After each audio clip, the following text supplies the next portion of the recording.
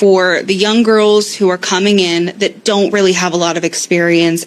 You learn quite a bit when you come to Paradise.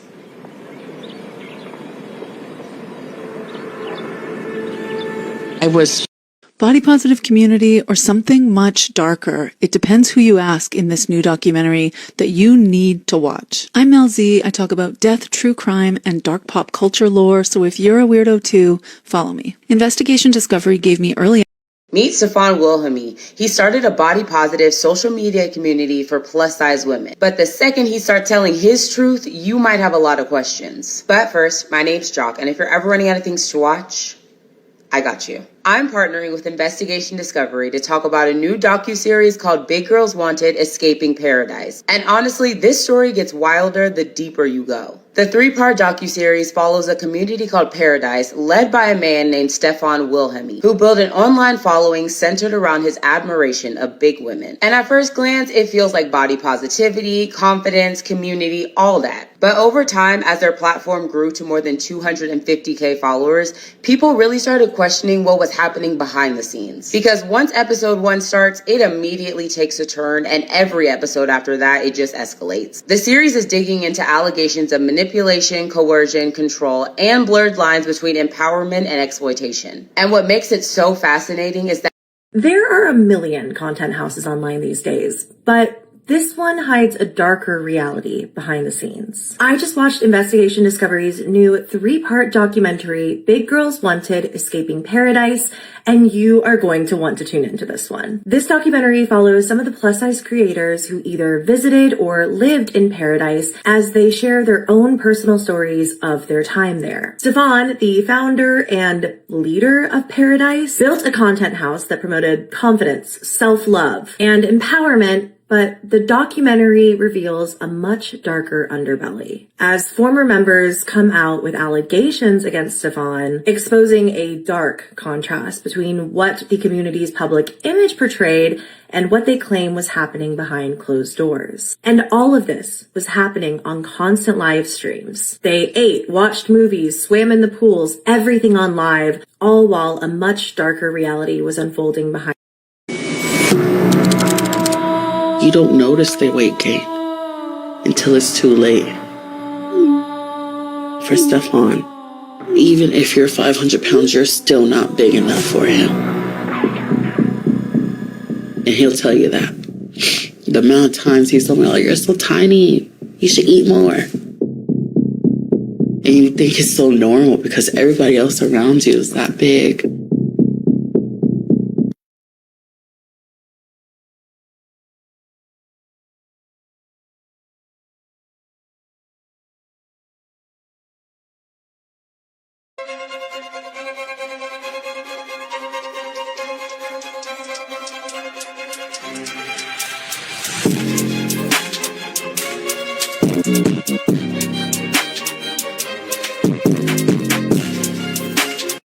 What I'm interested in is hate following.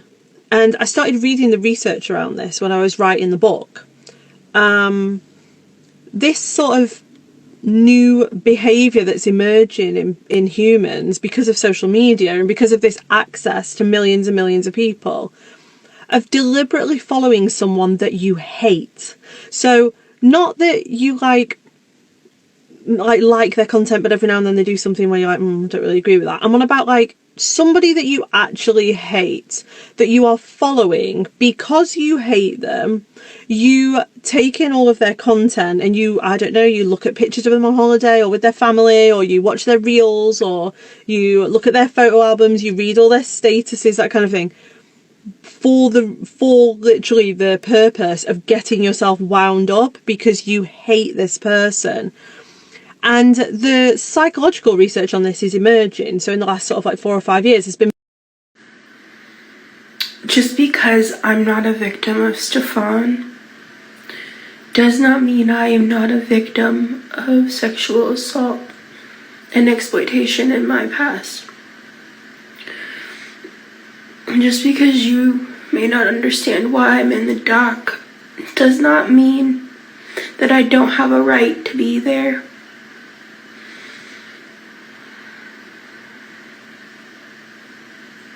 I'm doing the best that I can from everything that's happened in the past couple weeks to not make problems for anybody else. I just wish someone gave a singular fuck about the fact that I'm a person with trauma too. And that trauma is real.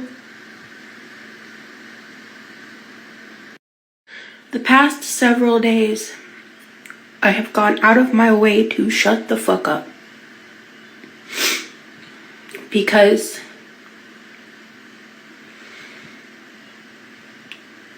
it doesn't matter what I do.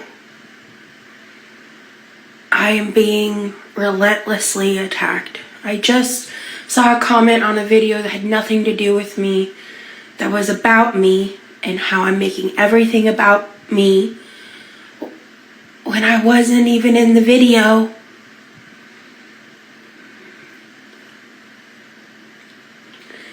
Girl World is using this opportunity to make me out to look like a fucking monster while creating the problem. And I just did not anticipate certain parts of this. I'm not talking about the live stream stuff and all that. I've said what I've said on that, and I'm culpable in that aspect. I'm talking specifically about how people keep saying actual victims.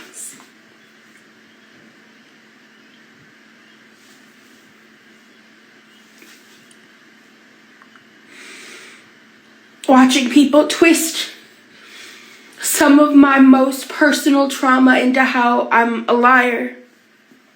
Like, I think the big one I saw was when I was in those streams and I was being just barraged with hate. And people were saying that I lied about, like, I said that I was basically raped over the internet, like, that all this stuff, when they took a real traumatic experience out of context. In the We're All Insane podcast interview, I shared the story about what I believe was the first attack of my cyber stalker. How he blackmailed me, used the fact that I was, an ex-Mormon, afraid of my parents finding out that I was posting illicit photos online at the time, because my parents and I hadn't had a lot of conversations and I genuinely was afraid they would disown me. And he collected my family's information and he coerced me into doing something I've never even told a therapist about. And that is just one of the things he did during an 8-year period. That story is real. I've never fucking lied about that or any of my fucking trauma.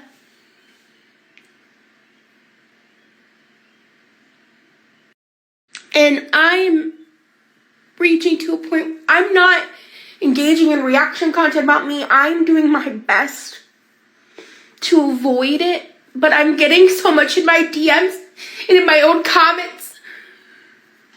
People who put my cousin's names in my comments, who, by the way, is the man currently serving 30 years in federal prison for his shit with CSAM.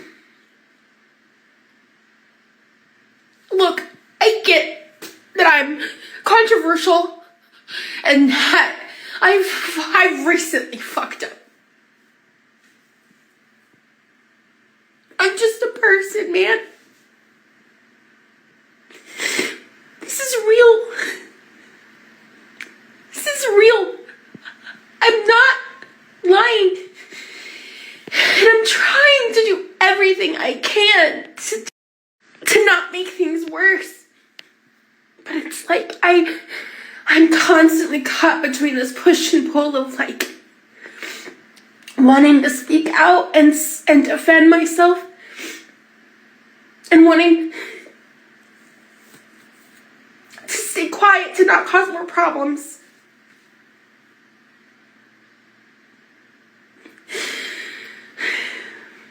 All I know is I'm really anxious about tonight.